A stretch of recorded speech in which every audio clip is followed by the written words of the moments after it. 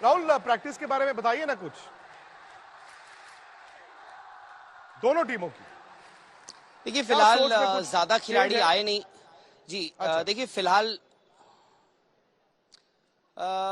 देखिए अगर ऑस्ट्रेलिया की बात करें, ऑस्ट्रेलिया 2 बजे करीब यहाँ पर आई थी और उनके 6 खिलाड़ी आए थे, जिसमें से सिर्फ 3 ही वो खिलाड़ी थे जिनको आप सोच सकते हैं या पीछे कुछ मैचेस में रेगुलरली खेल रहे हैं। स्टीव स्मिथ, उनका आना लाजमी है, जैसे हम जानते ही हैं, छोड़ते कुछ नहीं है। उसके बाद मानस लबुशेन भी आए थे और उनके साथ मिचेल मार्श भी आए थे। तो ये 3 खिलाड़ी जो है रेगुलर मेंबर्स आप कह सकते हैं। रहा सवाल इंडिया का भी आज एक ऑप्शनल प्रैक्टिस सेशन ही है, क्योंकि मैं सीधे प्रेस कॉन्फ्रेंस खत्म हुई उसके बाद सीधे मैं आपके पास आया।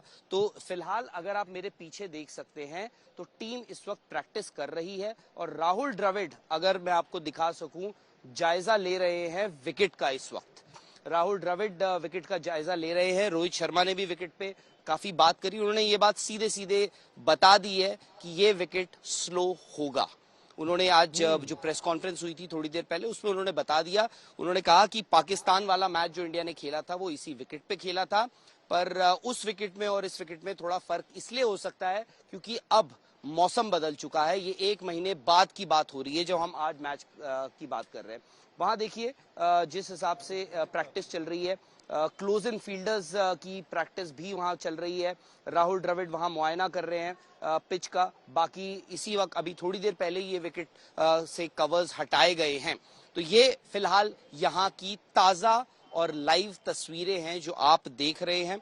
बाकी जैसे रोहित शर्मा, आज मुझे लगा थोड़े से ना कुछ सवालों में उनकी जिंदगी की ये सबसे बड़ी प्रेस कॉन्फ्रेंस थी और सबसे लंबी प्रेस कॉन्फ्रेंस होगी जो मुझे लगता है रोहित शर्मा की, और कुछ सवालों में वो थोड़े से इमोशनल भी लगे, जो लाजमी भी। जैसे किस सवाल पे, कैसे? जैसे उनसे पूछा कि इमोशनली वो कैसे देखते हैं, और उनसे पूछा कि 2011 का वो मोमेंट जब वो चूक गए थे उस टीम में जिसका हरभजन सिंह खुद एक हिस्सा थे। तो उन्होंने कहा कि मैं अब वो सब चीजें नहीं सोचता हूं, पर वो क्योंकि ये अब हर जगह मैं बता भी चुका हूं कि कैसा वो मोमेंट था मेरे लिए, और बट उन्होंने अपने आप को कंट्रोल किया मुझे लगा। और यही खास बात है रोहित शर्मा की कप्तानी की, रोहित शर्मा द लीडर की, और उनकी इस टीम की जो अब बहुत ज्यादा पीछे सोचती नहीं है। जो उन्होंने 1 नहीं 2 नहीं करीब 4-5 बार सवालों के जरिए उन्होंने बताया कि हम पीछे नहीं जीते हैं, हम आगे भी नहीं जी रहे, हम आज में जी रहे हैं। जब उनसे बोला कि पैट कमिंस का ये कहना कि यार हमारे 2015 की वर्ल्ड कप के करीब 6-7 खिलाड़ी इस टीम में हैं जो फाइनल खेले थे, तो रोहित शर्मा ने कहा वो 8 साल पुरानी बात है, हम आज भी जीते हैं। और अगर उनको ऐसा लगता है ये उनका माइंडसेट हो सकता है, ये हमारा नहीं है। तो ये कहीं ना कहीं ये कॉन्फिडेंस भी है। और रोहित शर्मा बहुत सारी चीजें, अब मुझे लगता है इस टीम मैनेजमेंट में ये लोग बहुत ज्यादा कुछ देते नहीं है, बट प्रेस कॉन्फ्रेंसेस में जर्नलिस्ट को या फिर ऑपोजिशन को बहुत कुछ बताना नहीं चाहते, बट अगर ऐसा मौका आता है तो ये छोड़ते भी नहीं है। चलिए, बहुत बहुत शुक्रिया आपका राहुल। आपने आज तक पर ताजा तस्वीरें देख ली, सीधा आपने देख लिया। राहुल द्रविड़ कोच इस वक्त पिच का जायजा ले रहे हैं, शायद कप्तान भी उनके साथ ही हैं, और रोहित ने अभी बोला कि थोड़ा स्लो होगा। बट मुझे ये नहीं समझ आया कि 1 महीना का फर्क और स्लो होगा। नहीं, अगर मौसम का तापमान गिरता है उसका पिच स्लो होने में से तो कोई ताल्लुकात नहीं है। पिच तो बनाई जाती है, कैसी पिच बनानी है, वो गर्मी में भी तेज पिच बनती है और सर्दी में भी बनती है। इसमें ये अगर रोल कम हुआ होगा तो फिर ये धीरे खेलेगी, अगर अच्छा सा रोल किया होगा तो यहाँ पे रन ज़्यादा बनेंगे, यही फ़र्क हो सकता है। अब अगर वो कह रहे हैं कि ये पिच धीरे होगी, दैट मीन्स कि वो रोलर तो शायद बड़ा होगा पर अंदर से खाली होगा, तो वो मतलब उसको लाइट रोलर बोल देते हैं। एक बार और भी है ना कि साइडों में रोलर भी चला सकते हैं, बीच में नहीं चलाते हैं। हाँ, हुआ ऐसे होता है भाजी, होता है। उसको ड्राई छोड़ देते हैं। हाँ, उसको ड्राई छोड़ देते हैं, दिखाने के और खाने के और। बाजी ने बोला था बार की मिलाई खा लेते हैं। लेकिन सनी भाई, रोहित का भी मतलब देखिए, वो फुल सर्कल वाली बात है। 11 वर्ल्ड कप की टीम में नहीं थे, आज वो कप्तान है। 2 साल पहले जब उनको वनडे का कप्तान बनाया गया था तो हिंदुस्तान में एक विवाद भी हुआ था, और ये एक धड़ा था जो कहता था यार आपने विराट के साथ नाइंसाफी की है, आपने जी T20 छोड़ा था लेकिन आपने वनडे का कप्तान क्यों बदल दिया। अच्छी बात यह है कि शायद विराट भी इस बात को समझ गए हैं कि यार रोहित कप्तान है, मेरे पर वो कप्तानी का बोझ नहीं है, मैं बतौर बल्लेबाज परफॉर्म करता हूं और रोहित की कप्तानी की स्किल बेहतर निकल कर आई है। जी देखिए, बिल्कुल। और उनकी हर एक कप्तान की अलग अलग शैली होती है ना। कुछ कप्तान काफी इंटेंस होते हैं, कुछ कप्तान काफी रिलैक्स होते हैं, कुछ कप्तान मतलब इन बिटवीन होते हैं।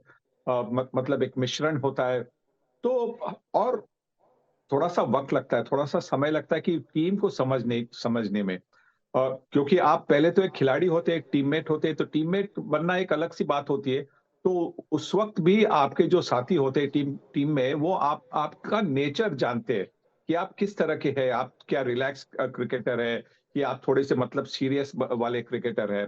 तो मुझे लगता है कि रोहित शर्मा का टीम में होने से बाकी लोग उनको जानते थे कि उनका नेचर कैसा है। और जब वो कप्तान बने तो मुझे ऐसा लगता है, मैं तो टीम के ड्रेसिंग रूम में हूं नहीं हूं तो मुझे पता नहीं है, पर मुझे ऐसा लगता है कि उनका एक नेचर ही बिल्कुल ऐसा, एक टोटली मतलब रिलैक्स नेचर था। जिससे उनके आसपास के जो लोग थे, टीममेट्स थे, वो भी काफी रिलैक्स हुए। और रिलैक्स्ड होकर जब आप खेलते हैं तो आप पर जो दबाव बनता है वो काफी नीचे होता है, बहुत बहुत नीचे हो जाता है। क्योंकि आप जानते हैं कि आपके जो लीडर है, कप्तान जो है, वो आपसे आप ये भी चाहते हैं कि आपको जीतना है, आपको अच्छा प्रदर्शन करना है। पर अगर आपने नहीं किया तो फिर वो गुस्सा नहीं करेंगे, वो नाराज नहीं होंगे। तो फिर एक जब रिलैक्स्ड माहौल बनता है तो आपका खेल भी उभर आता है। रॉबिन, आप ही से शुरू करता हूं। आज से 6 साल पुराने रोहित, आज के रोहित में कोई फर्क है? नहीं, बिल्कुल नहीं। वैसे वैसा का वैसा ही है। बहुत चिल बंदा है। और उनका मतलब कैप्टनसी का तरीका ये है कि वो अलग अलग कैप्टन्स होते हैं और अलग अलग क्या बोलते हैं, बेसिकली कई कैप्टन्स हैं जहाँ पे वो एक्सपेक्ट करते हैं कि प्लेयर वहाँ उनको यहाँ पे मिले, इस स्टैंडर्ड पे मिले। पर रोहित ऐसा कैप्टन है जहाँ पे प्लेयर जहाँ पे है वहाँ पे उनको मिलते हैं और वहाँ से एलिवेट करते हैं प्लेयर को। ये नहीं कि आप मेरे पास आओ, मैं आपके पास आता हूं। मैं आपके पास आऊंगा और आपको हेल्प करूंगा एलिवेट करने के लिए, जहाँ पे हम साथ में जीत सके। और वो मेहनत करे हैं वो राहुल द्रविड़ पिछले 2 सालों में, और वो उसका फ्रूट्स दिख रहा है। वो मेहनत का फल आज दिख रहा है 2 साल के बाद।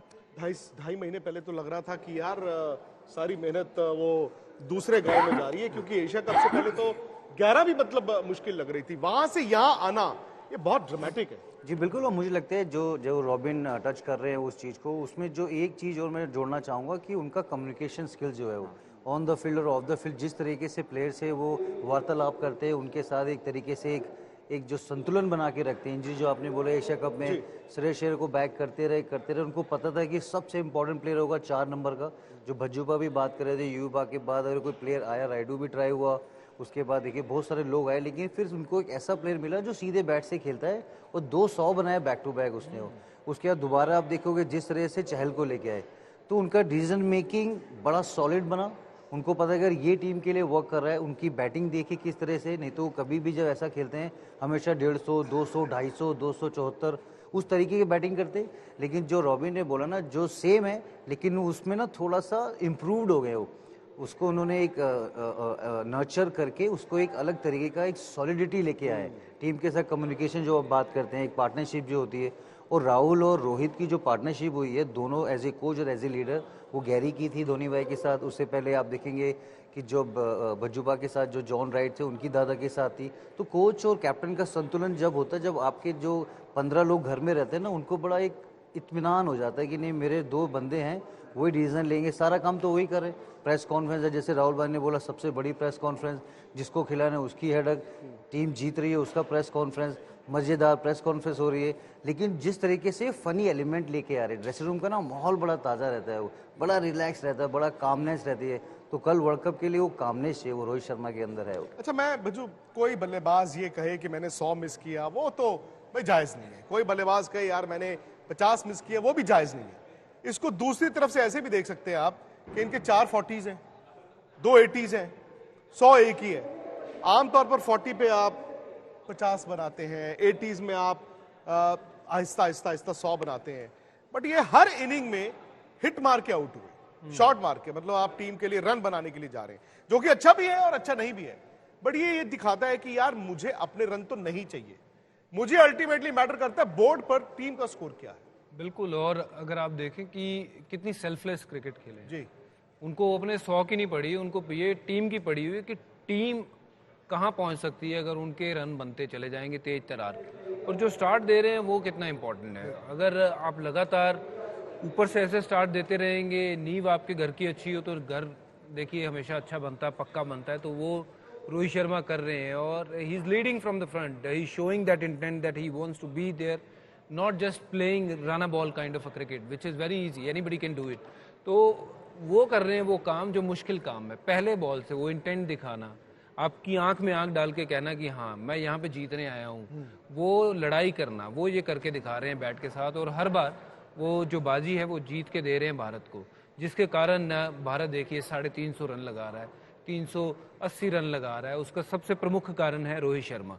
चाहे उनके 100 नहीं है, बट अगर उनके रन की टैली देखें तो विराट कोहली से थोड़े ही कम होंगे। और स्ट्राइक रेट बेहतर है। हाँ हाँ बिल्कुल, वो ज्यादा मैटर करता है। हाँ, और मदन जी विराट के भी देखिए 712 या 13 रन बन चुके हैं, मतलब किसी वर्ल्ड कप में किसी बैट्समैन इतने रन कभी नहीं बनाए, एक इनिंग है और ये बड़ा बड़ा मैच है विराट का। पिछले मैच में भी देखिए sense of big occasion, semifinal है, 100 बनाया, रिकॉर्ड बनाया, सब वहां पे थे। विराट के लिए भी ये समझना जरूरी था कि कप्तानी अगर मेरी चली गई तो इससे मेरी बैटिंग पर पॉजिटिव असर भी दिख सकता है। नहीं देखिए, पॉजिटिव असर यू आर दिखा एट है। Ease with yourself. देखिए, पॉजिटिव असर दिखा है उसकी बैटिंग में। ऐसी कोई, मेरे को लगता है कि विराट इन चीज़ों से इतना ज़्यादा अहमियत नहीं दी, चले गई ठीक है, और लैक ऑफ कम्युनिकेशन हुआ, जो भी हुआ सिलेक्टर के बीच में, वो अलग बात है। पर उसके बाद अगर आप देखें तो उनकी परफॉर्मेंस अच्छी होती चलेगी। और विराट का खासियत पता क्या है कि जब वो बैटिंग करता है ना, वो मैच निकालता है।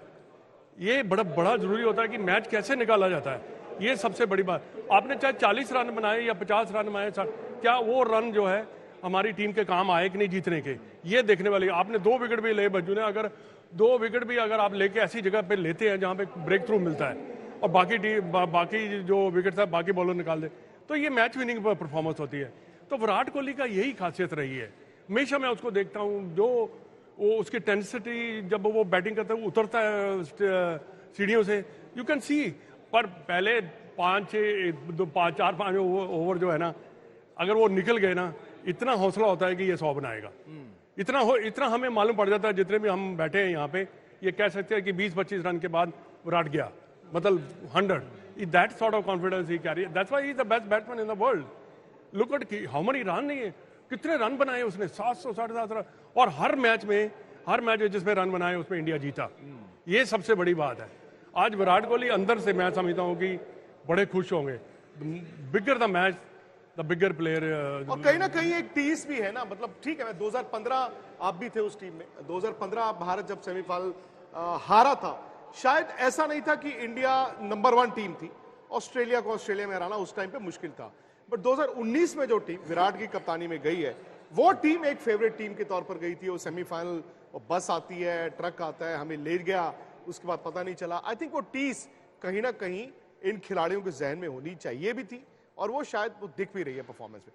सनी भाई, युवराज सिंह का मैंने इंटरव्यू किया, उन्होंने बोला है कि एक ही सूरत हाल है, सिर्फ एक ही ऐसी वजह है जहां से इंडिया हार सकता है, और वो है कि अगर शुरू में भारत की बैटिंग में 3 जल्दी आउट हो जाए। उन्होंने कहा उसके अलावा ऑस्ट्रेलिया का दूर दूर तक कोई चांस नहीं है।